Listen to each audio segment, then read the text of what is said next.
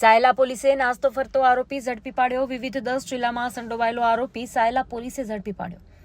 સાયલાના ચોરવીરા ગામેથી હરેશભાઈ માથાસુરિયા ઝડપી પડાયો હતો, જે ઘણા સમયથી પોલીસ પકડથી દૂર હતો, જેમાં સાયલા પોલીસને આરોપીને પકડવામાં સફળતા મળી હતી. હરેશભાઈ માથાસુરિયા વિરુદ્ધ ઇંગ્લિશ દારૂના પ્રોહિબિશન જેવા ગુનાઓમાં સંડોવાયેલો હતો.